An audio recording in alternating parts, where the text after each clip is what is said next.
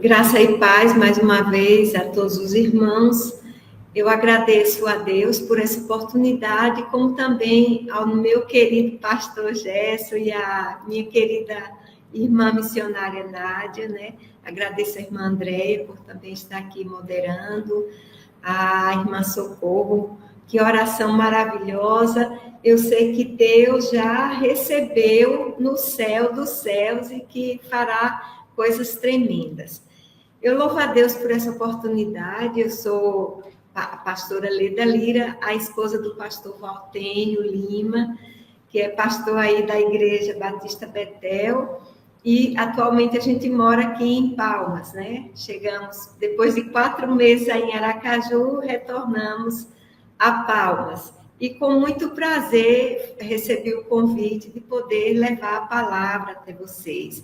Agradeço aqueles que estão no chat participando, agradeço a presença de todos. Gostaria de convidá-los a fazer uma leitura no livro de João, no capítulo 14, versículos 25 e 26. É uma passagem maravilhosa, né? Uma passagem onde Jesus fala aos seus discípulos e diz assim: tenho-vos dito isto, estando convosco. 26. Mas aquele Consolador, o Espírito Santo, que o Pai enviará em meu nome, esse vos ensinará todas as coisas e vos fará lembrar de tudo quanto vos tenho dito. Então, nessa noite, eu quero trazer uma palavra para vocês sobre a pessoa do Espírito Santo, o seu papel como o nosso ajudador.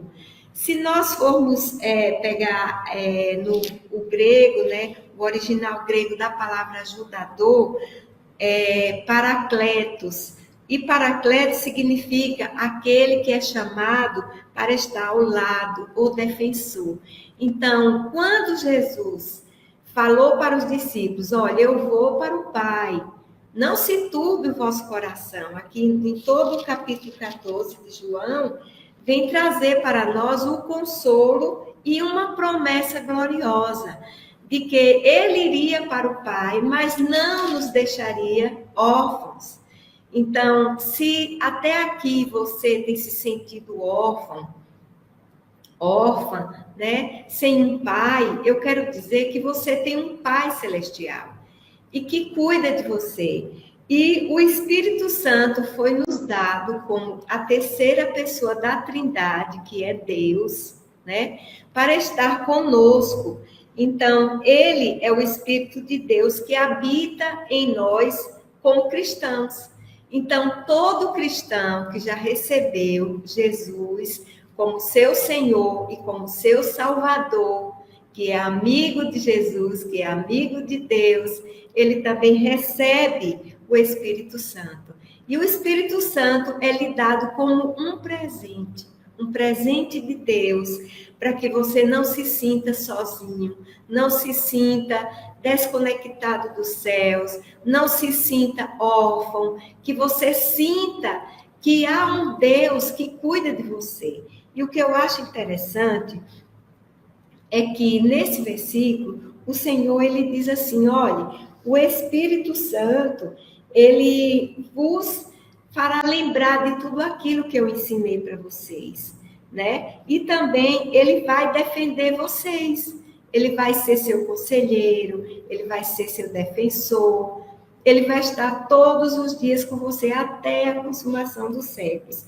Então, o Espírito Santo, ele nos ensina todas as coisas que nós devemos aprender da palavra de Deus, que nós devemos lembrar acerca de Jesus, né? Ele nos guia na verdade. A palavra diz que Jesus Cristo é o caminho, é a verdade e a vida, e que ninguém iria a Deus, ao Pai Celestial, sem passar, sem ir, sem andar por esse caminho que é Jesus. E quem vai nos guiar a este caminho é justamente o nosso ajudador, que é o Espírito Santo, que nos defende e nos ajuda em todas as nossas fraquezas, né? Então, vários versículos na Bíblia mencionam sobre a pessoa do Espírito Santo, né, como nosso ajudador. Em Romanos mesmo, Paulo escrevendo à igreja de Roma, no capítulo 8, versículos 26 ao 27, vai nos falar que o Espírito Santo, ele intercede por nós, com gemidos inefáveis, inexprimíveis.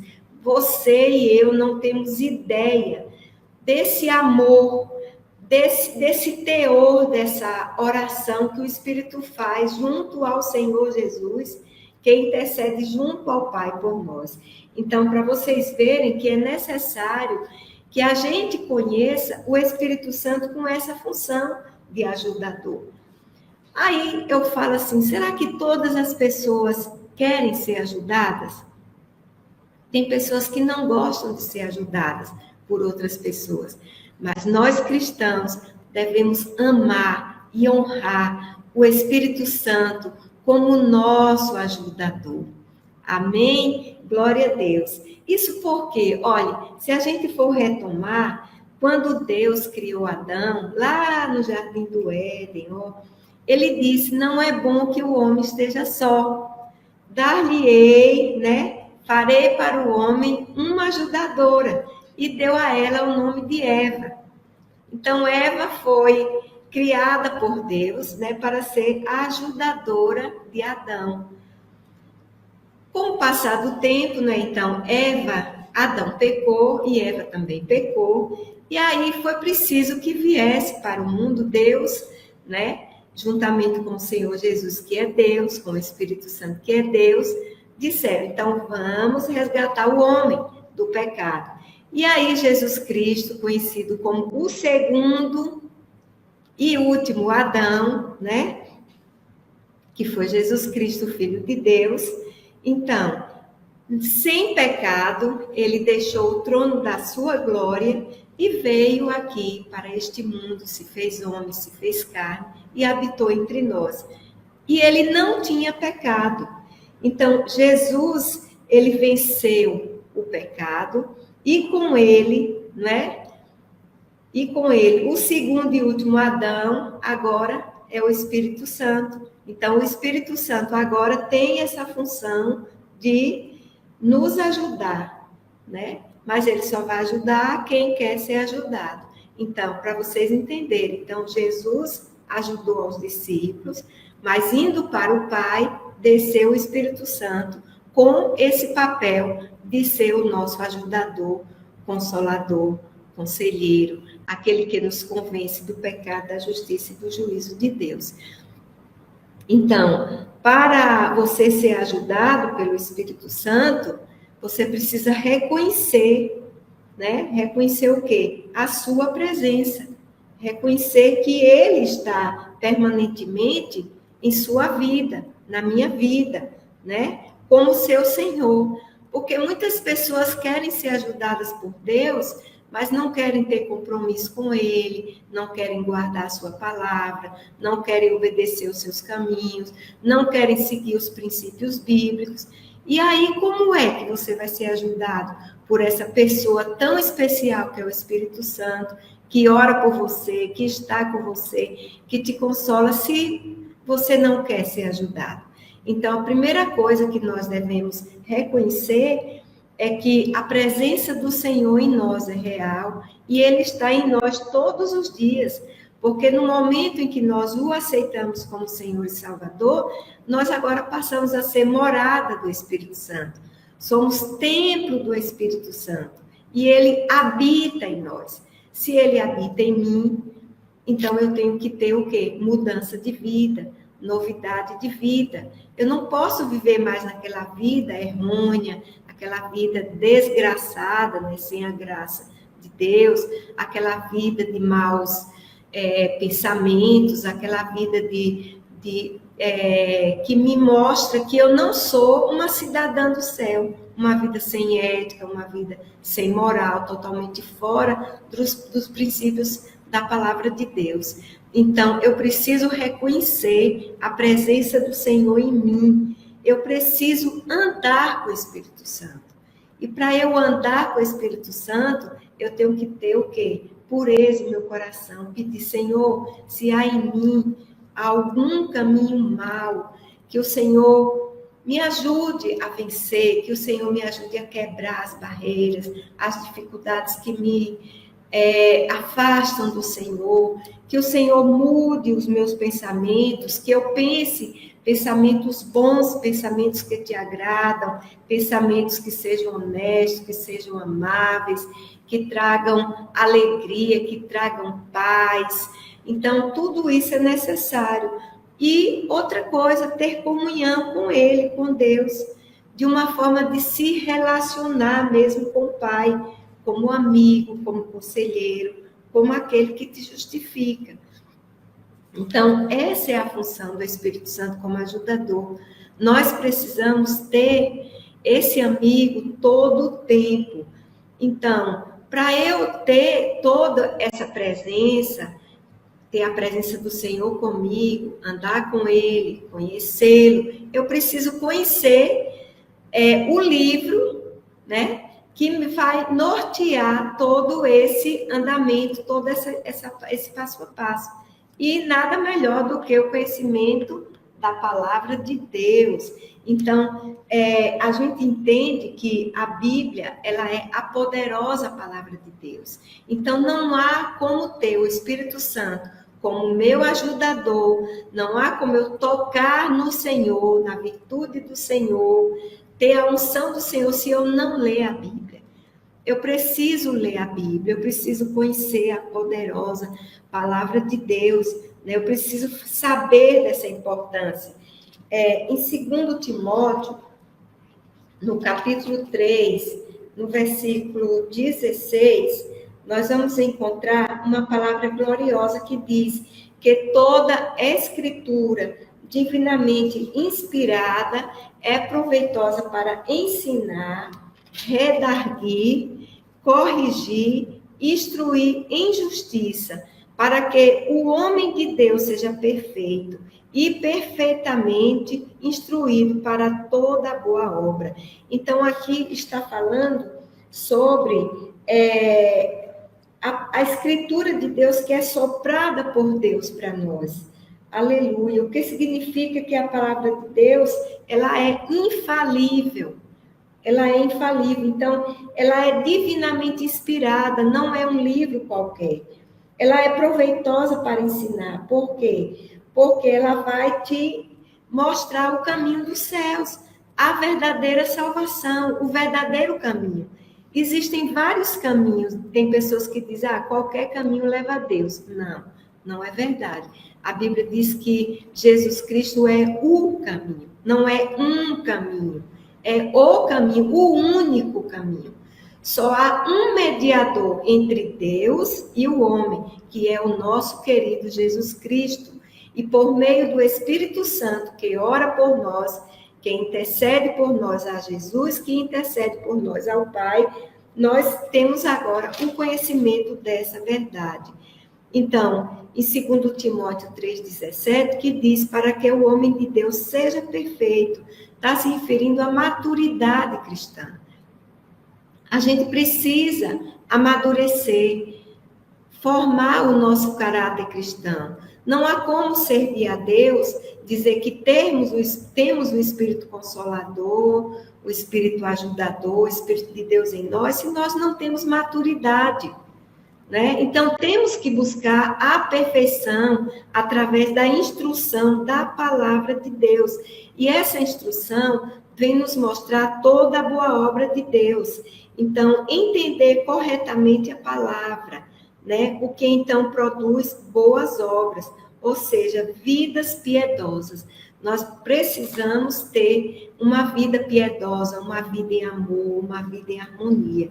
Então, se eu for tratar aqui da Bíblia, a Bíblia ela foi escrita em 1600, durante 1600 anos. É muito tempo, né, para se escrever uma coletânea, uma biblioteca com 66 livros, né, por homens diferentes, né, em diferentes épocas. E a Bíblia chegou até nós para nos formar, né? E o tema central é a salvação através de Jesus Cristo. E quem é que vai nos convencer desse tema central da nossa salvação? É o Espírito Santo que vai nos convencer do pecado, que somos pecadores, precisamos de nos arrepender, da justiça de Deus e do juízo para aqueles que não o aceitarem como Senhor e Salvador. Então, feliz é aquele que lê a Bíblia, né? Feliz é aquele, é bem-aventurado. Então, quanto mais eu leio a Bíblia, mais eu serei abençoado, né? Eu serei ajudado, eu terei o conhecimento da palavra, eu usufruirei da presença do Senhor e minha família viverá em harmonia, eu terei paz comigo mesma, com a minha família, com a igreja, com a sociedade, no meu trabalho, onde quer que eu esteja. A minha mente, ela vai estar cheia da palavra de Deus, né? Ela será uma ferramenta útil para o reino de Deus. Que coisa maravilhosa agora. A irmã Socorro, ao orar, usou a palavra de Deus. Por que ela usou a palavra de Deus? Porque ela leu a palavra de Deus. Então, pelo seu conhecimento, ela utilizou um texto glorioso de uma mulher que já tinha ouvido falar de Jesus.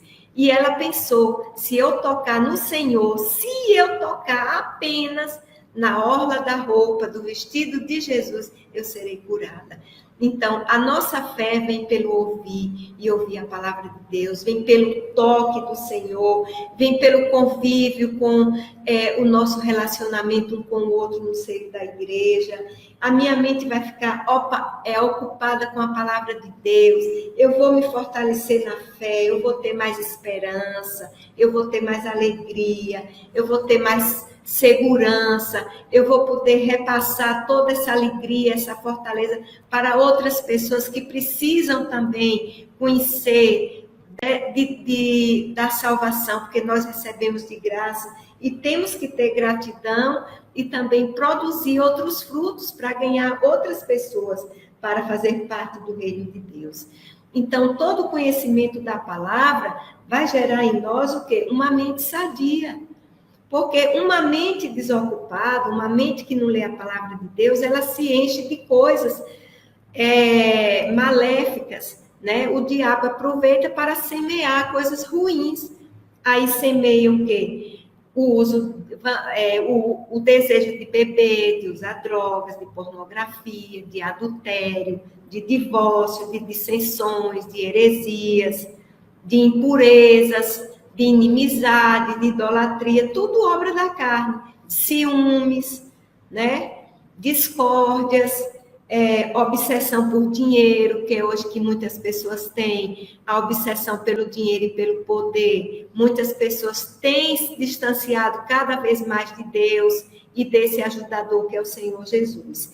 Então, esses desejos são desejos da natureza humana, né? São mortos pelo poder da palavra. No momento que você lê a palavra, tudo isso que eu falei que são obras da carne, elas serão desfeitas pelo poder da palavra, porque a Bíblia diz em João capítulo 15 que a palavra de Deus nos lava, nos purifica de todo pecado.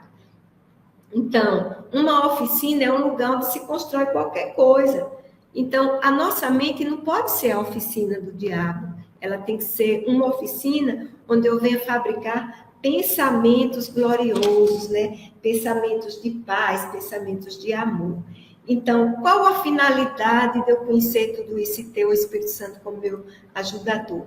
Porque ele vai me ensinar também, a partir do conhecimento da palavra, me ensinando, eu vou dar bons frutos, eu vou frutificar no Espírito e produzir frutos para Deus, né? Sendo eficaz no meu testemunho de vida cristã, na produção de frutos dignos de Cristo. Então, as pessoas vão olhar para mim e vão dizer, verdadeiramente, aquela mulher, aquele homem, realmente serve a Deus e tem o Espírito como seu ajudador.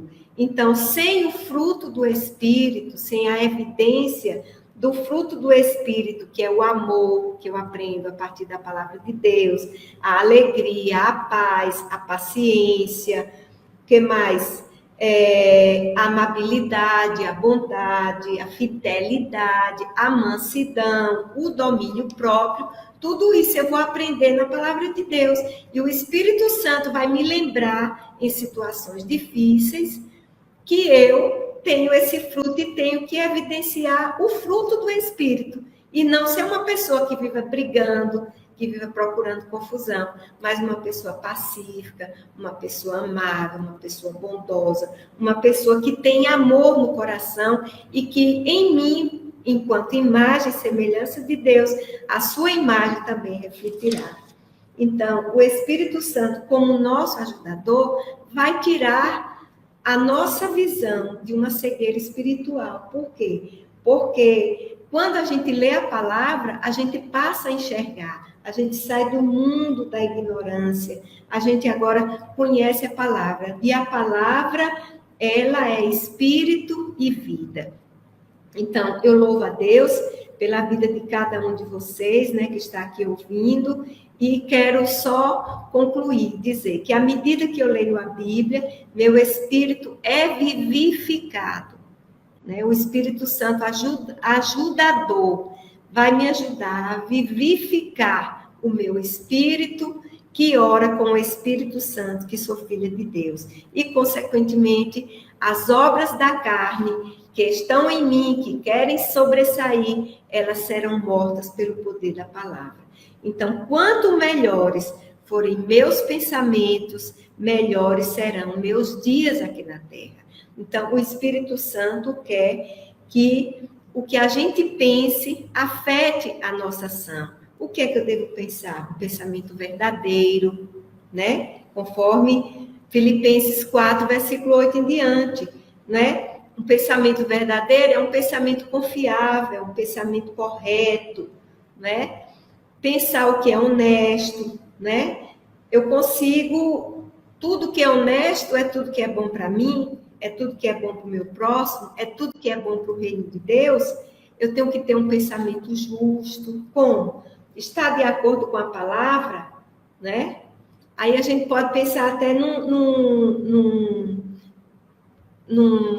parafuso. Quando você vai colocar um parafuso em algum lugar, se ele tiver uma folga, você vai logo ver que vai dar problema, né? É como o nosso pensamento quanto à justiça, ele tem que estar justinho para dar tudo certo. Então, os meus pensamentos têm sido puros, né?